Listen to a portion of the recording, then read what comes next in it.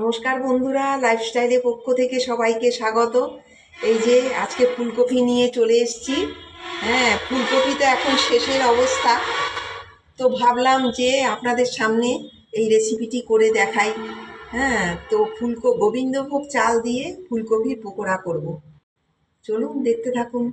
এই যে দেখুন বন্ধুরা, বটি নিয়ে বসে পড়েছি। এই যে এবার ফুলকপিটাকে পিস পিস করে ছোট ছোট টুকরো টুকরো করে আমি কেটে নেব। আমি আগে এই গোড়ার দিকটা কেটে ফেলে দেব।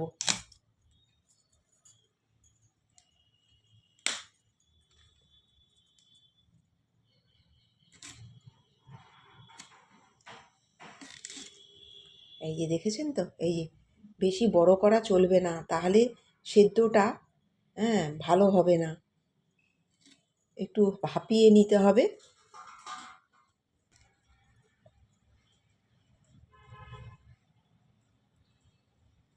এই যে দেখুন, আমার আর লাগবে না, আমার এইটুকু দিলেই হবে।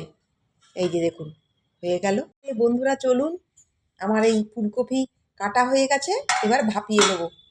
এই যে দেখুন, আমি ফুলকপিগুলোকে ধুয়ে নিয়েছি ভালো করে।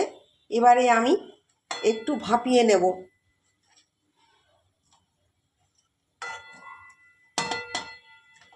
ঢাকা দিয়ে দিলাম। দেখুন, ঢাকাটা খুলে দিলাম, আমার সেদ্ধ হয়ে গেছে। এবারে আমি নামিয়ে দেব। উপকরণ বলতে আমি এই গোবিন্দভোগ চালটা নিয়েছি, আর এই কাঁচা লঙ্কা, আর যা নুন মিষ্টি হলুদ গুঁড়ো যা থাকে আপনাদেরকে দেখাচ্ছি।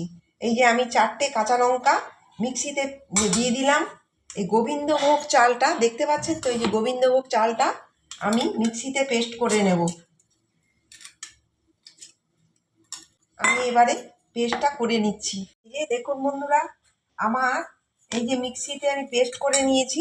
এই যে দেখুন, এইভাবে করতে হবে, কিন্তু বেশি মিহি করা চলবে না। এই যে দেখেছেন তো, একটু গোটা গোটা আছে, তাহলে মুচমুচেটা ভালো হবে।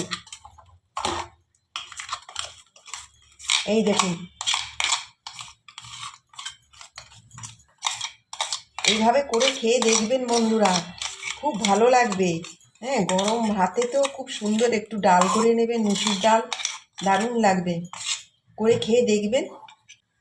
পরিমাণ মতো হলুদ গুঁড়ো দিয়ে দিলাম, ভাজা জিরে গুঁড়ো দিয়ে দিলাম, ধনে গুঁড়ো দিয়ে দিলাম, এবং কালো জিরে দিয়ে দিলাম। বেসনটা আমি দিয়ে দিলাম, এই 2 চামচের মতো বেসন দিয়ে দিলাম। 1/2 চামচের মতো চিনি দিয়ে দিলাম। পরিমাণ মতো নুনটা দিয়ে দিলাম। এই যে দেখুন, একটু গরম মশলা গুঁড়ো দিয়ে দিলাম, একটু কাশ্মীরি লঙ্কা গুঁড়ো দিয়ে দিলাম। কালারটা আসার জন্য আমাকে দিতে হবে। আমি একটু জল দেব, কিচ্ছু লাগবে না। দেখেছেন তো, এইভাবে আপনারা করে দেখবেন, ফুলকপির পকোড়া খুব ভালো হবে বন্ধুরা। ভালো করে ফেটাতে হবে, তবে মুচমুচেটা ভালো হবে। আর দেখুন, বেশি কিন্তু, এই যে দেখতে পাচ্ছেন তো, বেশি কিন্তু মানে মিহি যাতে না হয় গোবিন্দভোগ চালটা, আপনারা এমনি আতপ চাল দিয়েও করতে পারেন, ভালো হবে। এই যে দেখুন, একটু দানা দানা, হালকা দানা দানা রয়ে গেছে।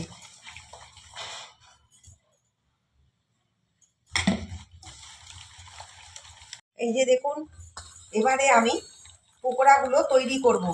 এই যে আমার দেখুন, ফুলকপিগুলো ভাপানো হয়ে গেছে।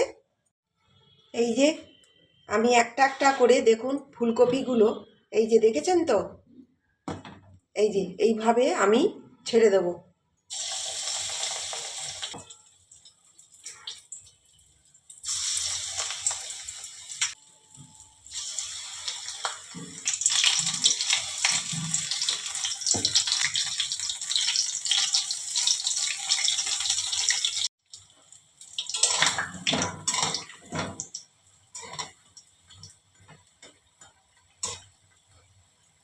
আমার হয়ে গেছে, এবারে আমি একটা একটা করে তুলে দেব।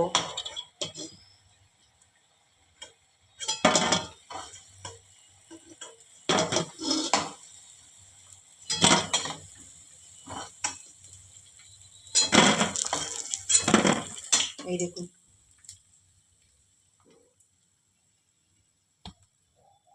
আপনারা তো প্রথম থেকে শেষ পর্যন্ত দেখলেন আমার এই গোবিন্দভোগ চালের হ্যাঁ ফুলকপির পকোড়া কেমন হয়েছে, আপনারা কমেন্ট করে জানাবেন। হ্যাঁ, এই যে দেখুন, আমি একটা টেস্ট করে খেয়ে দেখছি, দেখেছেন তো? এই দেখুন কীরকম মুচমুচে হয়েছে। এই যে এইভাবে করে দেখবেন, আমি যেভাবে করলাম। আমি একটা খেয়ে টেস্ট করে দেখছি। দারুণ হয়েছে বন্ধুরা, আপনারা ঘরে করে দেখবেন, খুব টেস্টিও হয়েছে। হ্যাঁ, বাচ্চারা যদি খায় একটু ঝালটা কম দেবেন, আর বড়রা খেলে ঠিকই আছে। তো আমাদের চ্যানেলটি সাবস্ক্রাইব করবেন, নতুন যারা তারাও আমাদের চ্যানেলটি সাবস্ক্রাইব করবেন। নমস্কার।